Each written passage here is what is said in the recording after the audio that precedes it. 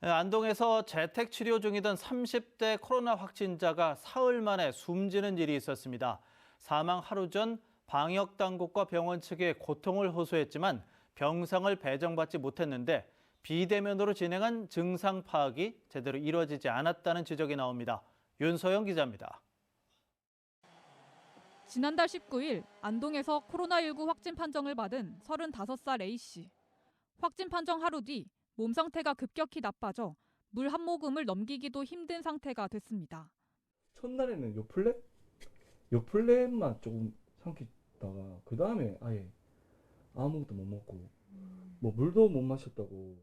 하루가 더 지나 고통이 극심해지자 A씨는 안동시 보건소에 전화를 걸었지만 병상 배정 절차는 이뤄지지 않았습니다.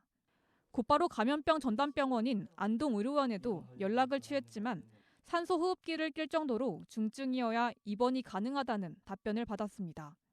하지만 당시 A씨는 코로만 겨우 숨을 쉬는 상황이었고 이런 심각성을 어느 곳에서도 알아차리지 못했습니다. 결국 A씨는 그 다음 날 자택에서 호흡곤란을 겪다 급성호흡부전 증후군으로 숨졌습니다. 확진 판정 사흘 만입니다. 보건소 측은 환자가 젊은 데다 인후통, 기통증 외에 특별한 증상이 없어 병원에 약을 처방받을 수 있도록 연계했다고 밝혔습니다. 환자가 평소 기저질환이 없고 젊다는 이유로 병상 배정 조치를 고려하지 않았다는 비판을 피하기 어렵습니다.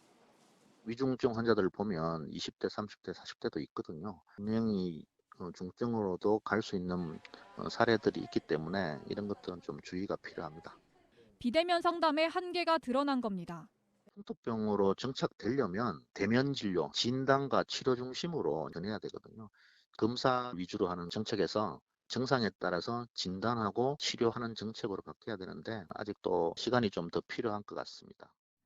이번 주부터 의원급 의료기관에서도 대면 진료가 가능해져 경북에서도 현재 대면 진료 병원이 93개로 늘긴 했습니다. 코로나19 확진 판정을 받은 재택 치료자도 대면 진료를 받을 수는 있지만 담당 의료기관의 부족으로 비대면 진료에 의지하는 문제는 쉽게 해결될 기미가 보이지 않습니다. MBC 뉴스 윤소영입니다.